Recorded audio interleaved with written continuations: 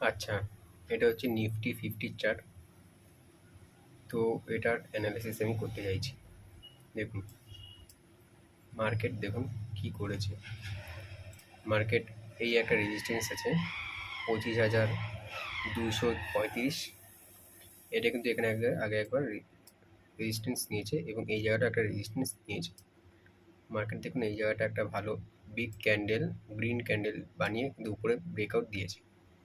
এবং মার্কেট যদি এই 25,235 লেভেলটা ব্রেকডাউন করে, তাহলে কিন্তু নেক্সট টার্গেট 24,500 হতে পারে। ঠিক আছে, কারণ এই আর একটা সাপোর্ট আছে। তো নিফটি কিন্তু আর অল টাইম হাই দেবে না। ঠিক আছে, অল টাইম হাই যেটা আছে 26,275, সেটার উপরে কিন্তু আর যাবে না যদি একবার এই ব্রেকডাউনটা দিয়ে দেয়। ঠিক আছে, তাহলে কিন্তু এখানে এসে মার্কেট হয়তো টাইম পাস করবে এবং এখানে কিন্তু ব্রেকডাউন দিয়ে দেবে, একটা বিয়ারিশ মোমেন্টাম কিন্তু দেখতে পাবো। এটা হচ্ছে খুবই গুরুত্বপূর্ণ একটা জিনিস, দেখে নিতে পারো আবার। কারণটা দেখুন, আমরা যদি 1 ঘন্টা টাইম ফ্রেমে যাই, ঠিক আছে, দেখুন এটা কি করতে চেয়েছে মার্কেট, ভালো করে দেখবে। এই জায়গায় একটা সাপোর্ট আছে,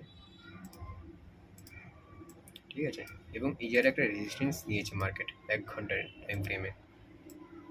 ঠিক আছে, মার্কেট দেখুন এই জায়গাটা একটা আপ মুভ দিয়েছে।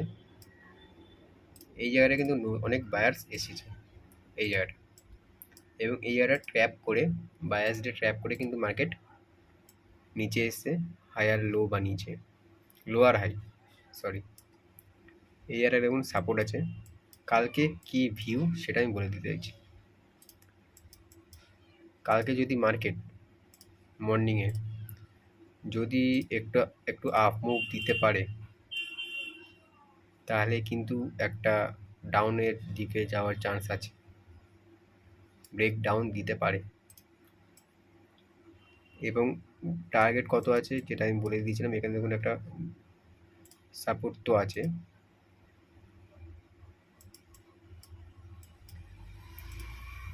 25,250, রাউন্ড অফ আমি ধরে নিচ্ছি 25,250।